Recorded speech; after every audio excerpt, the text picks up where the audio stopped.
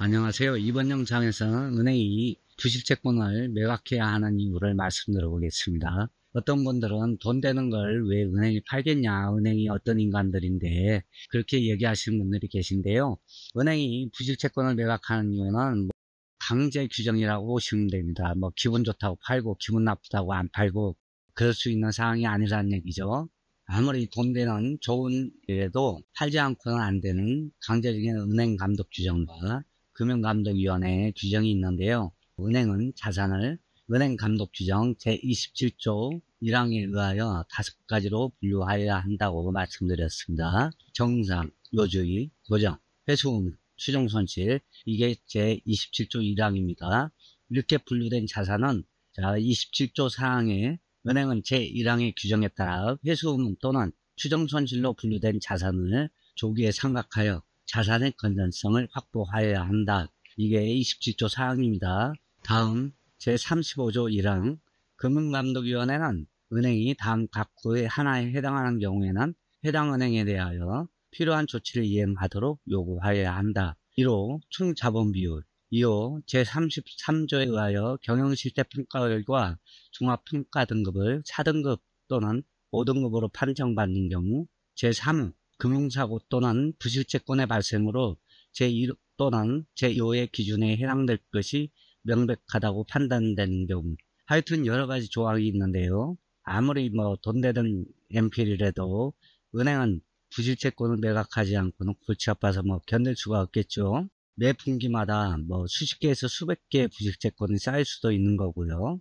종합해보면 아래 표와 같은데요. BIS 비율이라고 해서 자기자본 비율이 제1금융권은 8%, 제2금융권은 5%입니다. 여기서 또 가중치가 있어가지고요. 유형 가중치는 국가한테 빌려주는 돈은 0%, 또 부동산, 주택 같은 데 빌려주는 가중치는 50%, 개인한테 빌려주는 100%의 가중치가 있습니다. 다음 대손충당금, 이거는 제29조의 전액 기준인데요. 정상 채권은 0.85% 이상 대손충당 충당해야 되고요. 요주인은 7% 이상, 이것도 7% 이상의 대손충당금. 이제 고정 이하는 20%, 회수 의무는 50%, 추정 손실은 100%. 어쨌든 고정 이하 채권으로 넘어갈수록 대손충당금 적립 기준이 급격하게 커지죠. 그래서 매각할 수밖에 없을 거고요. 다음 부실채권 여신 비율, 요거는 이제 전체 여신 중에 부실채권이 차지하는 비율이 1.5% 미만으로 유지하라, 이런 얘기고요. 다음 부실채권의 사후관리 비용, 이제 부실채권에 모이면 중앙으로 보내겠죠. 근데 이게 그냥 해주는 게 아니고 관리 비용이 어마어마하게 들어갈 겁니다. 어쨌든 그런 사후 관리 비용을 빨리 팔아버리고 절감시켜야 되고요. 상각, 다음에 가치의 감소라고 그러죠. 유형 자산은 감가상각이고 무형 자산은 그냥 상각이라고 하는데요. 하여튼 여러 가지 이유로 부실채권을 매각합니다. 외우기 쉽게 요점을 정리해 보겠습니다.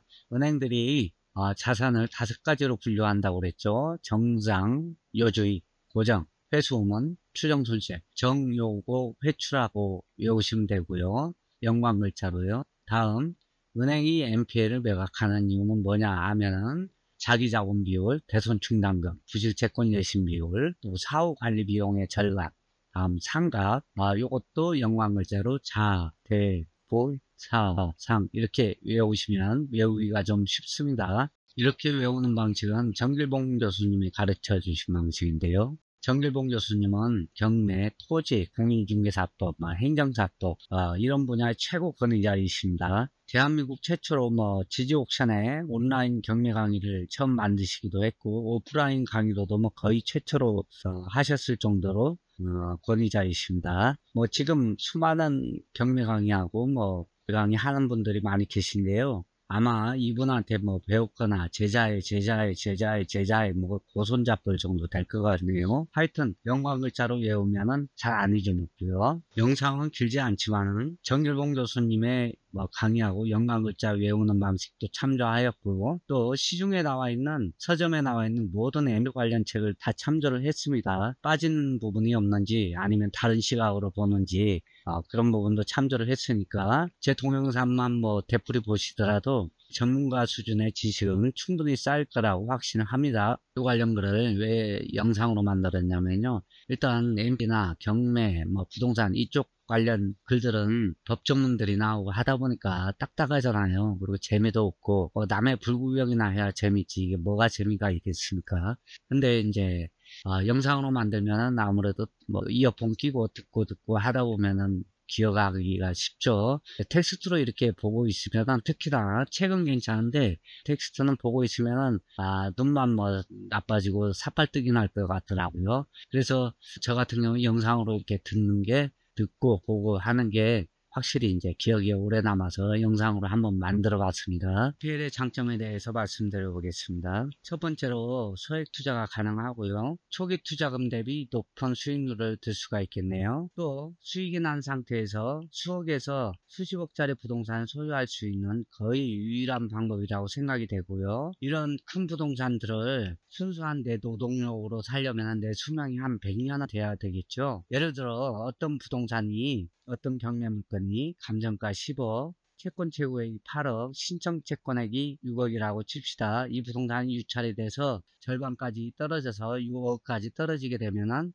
채권자 입장에서는 이미 1억을 손해를 봤죠. 여기서 앞으로 30% 더 떨어지면 3억 5천까지 떨어질 거고요. 그럼 더 손해를 볼 거고요. 이런 물건은 권리 분석이나 해결에 자신이 있다면 신청 채권 6억짜리를 4억이나 5억에 충분히 매수 협상이 가능할 겁니다. 물론 협상만 잘하면은 3억이나 4억에도 가능할 거고요. 보수적으로 5억에 매수를 했다고 가정을 하고 8억의 낙찰을 받으면은 나중에 잔금 내고 배당을 받을 때 1순위 채권자한테 3억을 배당을 해주겠죠. 물론 그 선순위 채권자나 당해세 이런 게 있다면 그 금액을 뺀 만큼 배당이 될 것입니다. 그래서 권리 분석하고 배당표를 잘 짜야 하고요. 초기 투자금을 계산을 하면은 대부업인이나 NPL 회사들한테 수수료를 주고 런셀 방식으로 가져올 수도 있겠고요. 개인의 경우 채무인수 방식, 혼합배합 방식, 대위변제, 입찰 참가 이행 조건, 채권 양수도 계약 등등이 있는데요. 보통 채무인수, 사후정산 방식을 쓰고 이 경우 5억에 만약에 사기로 계약을 하면은 다 주는 게 아니고요. 돈을 계약금 5천만 원을 우선 주고요.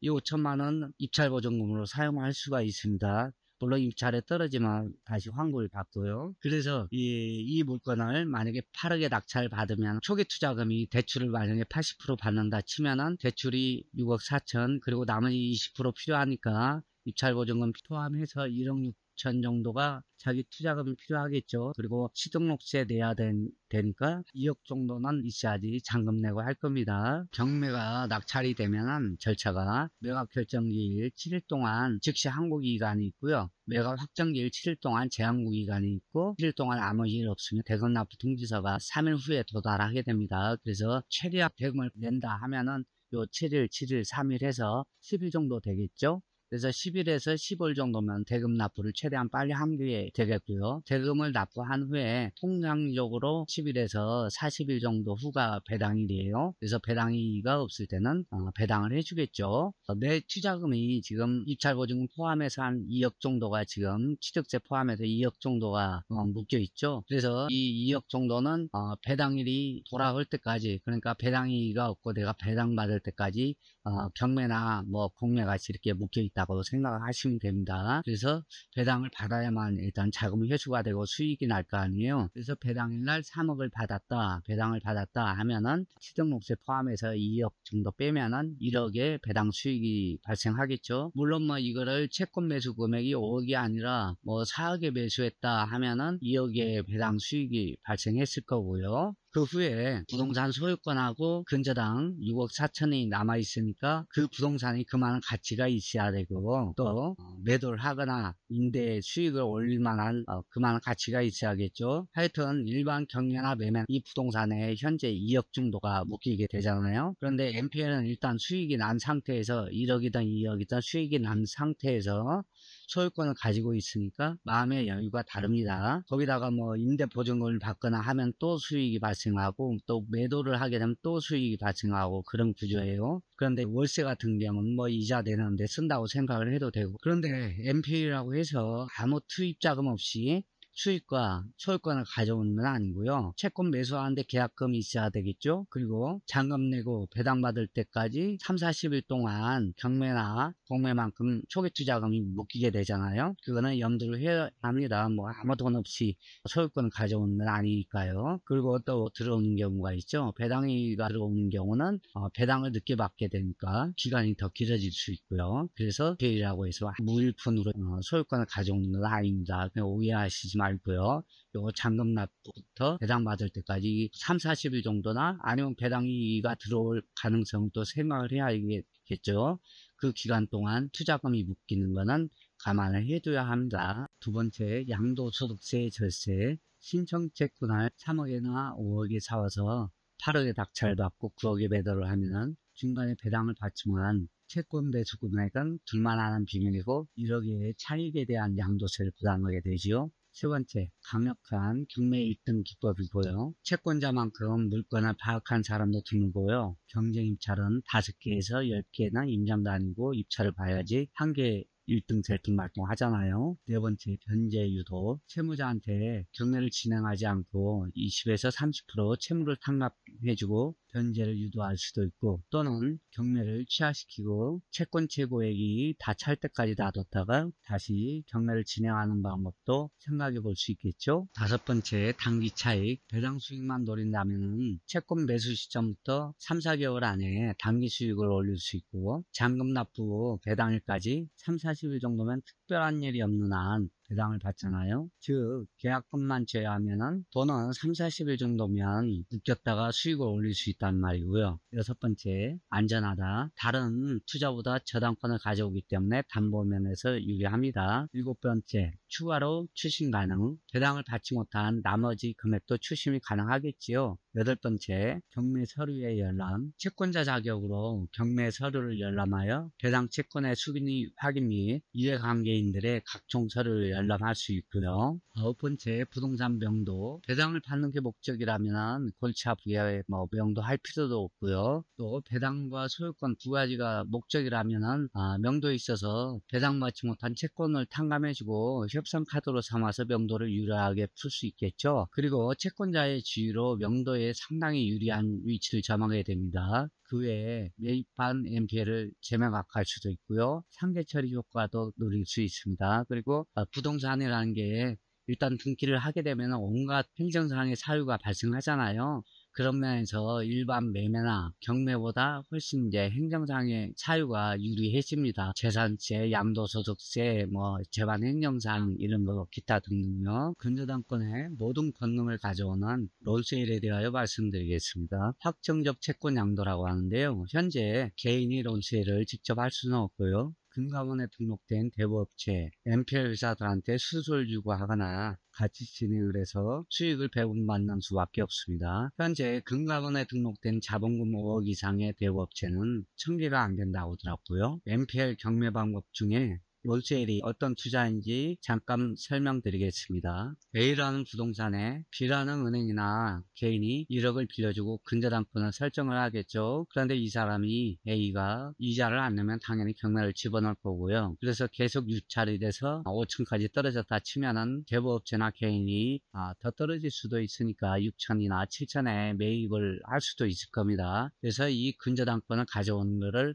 롤세일이라고 합니다. 확정채권의 양도라고 하고요. 그래서 근저당권을 가져왔으니까 이 모든 권리를 다 행사를 할 수가 있습니다. 변제 유도를 한다든지 제3자한테 매각을 한다든지 또 이거를 본인이 직접 낙찰받고 배당받고 소유권을 가져올 수도 있고요. 누군가 딴 사람이 낙찰을 받으면 배당금만 받고 끝날 수도 있고요. 단점은 초기 투자금이 많이 들고요. 이 롤세일 방식으로 채권이 매각되면은 문건 처리 내역에서 알아볼 수 있는데요. 문건 처리 내역에 채권자 변경 신청이나 승계 이런 단어가 있으면은 제3자에게 채권이 넘어갔다는 얘기입니다. 현재 채권 양도가 이루어진 물건인데요. 보시면은 채권자 어쩌고 저쩌고 채권자 변경신고서 제출 이렇게 돼 있죠. 또 다른 물건도 채권자 변경신고서 제출 이렇게 나와 있죠. 이렇게 변경이나 승계 이런 단어가 있으면은 제3자에게 채권이 넘어갔다고 보시면 됩니다. 그리고 론세일 방식은 등기가 변동이 되는데요. 보시면은 근저당권 설정 채권 최고의 얼마 다음에 1-1 저당권 이전 확정적 채권 양도 몇 월 며칠 제3자로 또 이제 변경이 되고요. 이런 식으로 등기 변동이 일어납니다. 그래서 채권 양수도 계약이라고 하고요. 우리가 아는 론세일로 계약을 하고 다음에 이제 대금 지급을 하겠죠. 다음에 근저당권을 이전을 할 겁니다. 질권 설정을 하든지 돈이 모자라면 할 거고요. 다음에 양도 승계 변경 통지를 해야겠죠. 각종 이해관계인들한테. 조금 절차가 좀 복잡합니다. 일단 론세일 방식의 단점일 수도 있는데요. 법원에 채권자 변경 신청을 해야 되고, 또 근저당권을 이전을 해야 되고, 채권 양도 통지를 또 보내야 되겠죠. 이해관계인들한테. 그리고 매입 경매가 지연되거나 생각지도 못했던 유치거리 신고된 등 물건 하자가 발생할 수도 있고요. 또 배당이익가 들어오면 그만큼 배당금을 회수하는데 또 시간이 걸릴 수도 있고, 근저당권의 모든 권능을 가져와서 장점도 많지만은 단점도 조금 있습니다.